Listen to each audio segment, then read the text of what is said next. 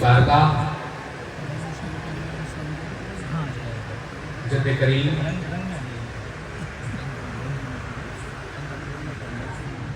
محبوب سبحانی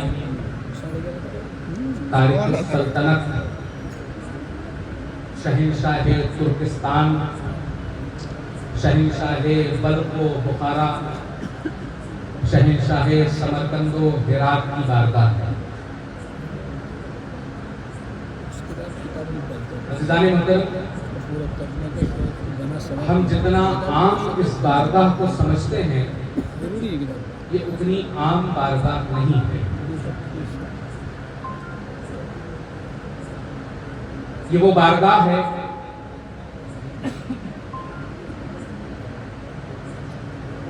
جہاں سے ادنا کو اعلیٰ بنا دیا جاتا ہے اور رجت پڑتی ہے تو اعلیٰ سے ادنا بھی بنا دیا جاتا ہے۔ تو اس بارگاہ میں حاضری ہو تو اس انداز سے ہو کہ ادب کو ملحوظ رکھتے ہوئے نگاہوں کو جھکا کر دل کو گرویدہ بنا کر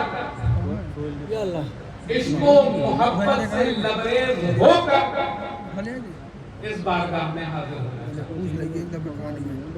میں نے کہا کہ بارگاہ تاریخ السلطنت کی ہے۔ آپ لوگ یہاں بورڈ پہ لکھا ہوئے دیکھتے ہوں گے یا سرکاری دستاویز میں یا گزٹس میں آپ لوگ دیکھتے ہوں گے کہ یہ بارگاہ تاریخ السلطنت کی ہے۔ تو تاریخ السلطنت کون ہوتا ہے؟ ابھی یہاں پر اگر آپ کا ایک 4x4 کا ایک دکان ہو یا ایک چھوٹی سی کوٹھی بنا دی جائے یا ایک مکان بنا دیا جائے اور اس کے بعد کہا جائے کہ اس مکان بنے بنائے مکان سے باہر نکلو، تو کون یہاں پر بیٹھا ہے جو خوشی سے اس چیز کا اظہار کرے گا اور کہے گا کہ ٹھیک ہے ہم نکل جاتے ہیں؟ کوئی نہیں کہے گا نا۔ مقدمے کر لیے جائیں گے، قتل ہو جائے گا، جھگڑے ہو جائیں گے، فساد ہو جائیں گے۔ ابھی آپ ایک سانسد کے پاس چلے جائیے، ایک ودھائک کے پاس چلے جائیے، ایک آئی اے ایس ایک آئی پی ایس کے پاس چلے جائیے، اس سے کہیے کہ اپنی پوسٹ سے فری آف کاسٹ بغیر کسی لالچ کے بغیر کسی حرص کے آپ استعفیٰ دے دو، وہ دے گا؟ ہرگز نہیں دے گا۔ لیکن قربان جاؤں سرکار مبارک علی شاہ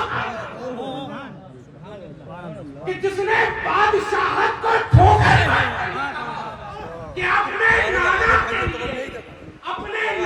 کے لیے میں اس سلطنت کو ٹھوکر مار سکتا ہوں، کیونکہ میرے جب کربلا کے میدان میں اپنے چھوٹے علی اصغر کی پرواہ نہیں کر سکتے تو یہ مبارک علی شاہ اس سلطنت کی پرواہ کر سکتے ہیں۔ نعرہ حیدری،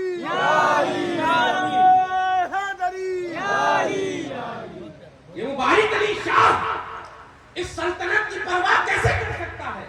ایک نواب ہوتا ہے اور ایک تعلقہ دار ہوتا ہے، ایک زمیندار ہوتا ہے، اس کے اوپر ہوتا ہے راجہ، اس کے اوپر ہوتا ہے مہاراجہ، اس کے اوپر ہوتا ہے سلطان، اس کے اوپر ہوتا ہے سلطان۔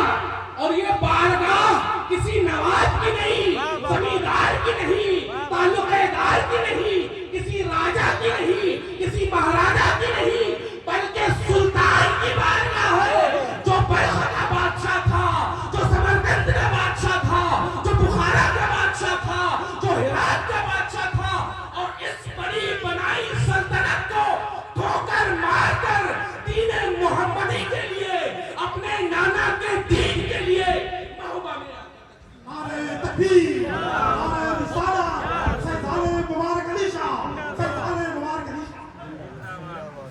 کائنات میں کہا جاتا ہے نا کہ صرف ایک ہندوستان میں تاریخ السلطنت ہے، وہ کہا جاتا ہے حضرت مرحوم اشرف جہانگیر سلطانی رضی اللہ تعالیٰ عنہ۔ میں کہتا ہوں تاریخ کا مطالعہ کیا جائے، سرکار مخدوم اشرف جہانگیر سمنانی صرف سمنا کے میں کسی کی تذکیر بیان کرنے کے لیے یہاں پہ نہیں بیٹھا ہوں. میں کسی کی تذکیر بیان کرنے کے لیے میں ان کی جوتی میرے سر کا تاج. وہ سمرا کے بادشاہ، یہ ہرات کا بادشاہ، یہ سمرقند کا بادشاہ، یہ بلخ کا بادشاہ، یہ بخارا کا بادشاہ. مقام و مرتبہ سمجھنے کی ضرورت ہے کہ ہم کس بارگاہ میں بیٹھے ہیں اور ہم کس کے غلام ہیں. ہم کس کے غلام ہیں یہاں پر بیٹھے ہوئے. ارے ہمیں اپنی غلامی پر فخر کرنا چاہیے کہ ہم اس بادشاہ کے غلام ہیں. بہت سے لوگ کہتے ہیں نا کہ ہم غلامان فلاں ہیں. ارے ہم فخر سے کہتے ہیں کہ ہم غلام کے غلام نہیں بلکہ سلطان کے غلام. اللہ اکبر یا رسول اللہ یا علی. ہم سلطان کے غلام ہیں. ان کی غلامی کا پٹا ہمارے گلے پر آج لگا ہوا ہے. اس لیے ہم بھی آج اپنے فخر سے کہتے ہیں کہ اس بارگاہ کے غلام ہیں، اس سلطنت کے غلام ہیں ہم، کہ جس نے ٹھوکر مار کر تاج کو یہ بتا دیا کہ نانا کے دین سے بڑھ کر کچھ نہیں ہوتا. اس بنجر زمین پر آج یہاں پر آپ لوگ دیکھتے ہیں کہ یہاں پر صرف پتھر ہی پتھر نظر آتا ہے. عزیزان گرامی، اس پتھر کی جگہ پر اس کو کہیں شہر سنگ، پتھروں کے شہر پر آج یہ جو باغیچہ لگایا ہوا ہے سرکار بندیل کھنڈ کو فتح کیا ہے، جو آج حضرت سرکار پیر مبارک علی شاہ نے. لوگ آ کر یہاں پر جس کو اپنی دستار بلند کرنی ہے بلند کر لے، لیکن بندیل کھنڈ کی شاہ ولایت یہ بارگاہ ہے. اور اس بندیل کھنڈ میں ازل سے ابد تک یہ جو ولایت بٹتی ہے یا جو بٹے گی وہ مولا متقیان کے صدقے میں پیر مبارک علی شاہ کے دست اقدس سے. جہاں کے بھی سجادہ نشین بن جاؤ، جہاں کے بھی غلام بن جاؤ، لیکن جب تک سلطان کا پٹا گلے میں نہیں ہے تو بے پٹے والوں کو ہمیشہ آوارہ کہا جاتا ہے. الحمدللہ ثم الحمدللہ ہم اس سلطان کے کتے ہیں. بے شک بے شک بے شک. اور وفاداری ہمارے خون میں ہے، اور انشاءاللہ تا قیامت یہ پٹا ہمارے گلوں پر ہمیشہ موجود رہے گا. بے شک رہے. یہ سلطنت کرتے پوری بڑی بڑائی سلطنت ٹھوکر مار دی. نانا کے دین کے لیے بندیل کھنڈ آنا ہے، نانا کے دین کو فروغ دینے کے لیے بندیل کھنڈ آنا ہے. عزیزان گرامی، پورا کا پورا خاندان ترک کر دیا. اگر ہم دیکھیں تو ریزمبل کریں گے ہم لوگ ان کی زندگی میں امام حسین کی زندگی کو، کہ ایک نے نانا کے دین کے لیے مدینہ چھوڑا تھا. یہ سنت آج انہوں نے سنت حسینی سے سیکھی. ایک اولاد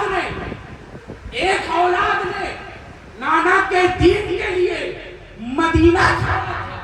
ایک نے عراق کو چھوڑا، ایک نے اپنا خاندان مدینے میں چھوڑ دیا، سب کچھ مدینے میں چھوڑ دیا. ایک نے ساری سلطنت، ساری بادشاہت سب کچھ ترک کر دی. کس کے لیے؟ نانا کے دین کے لیے. عزیزان گرامی، ہمیں سمجھنے کی ضرورت ہے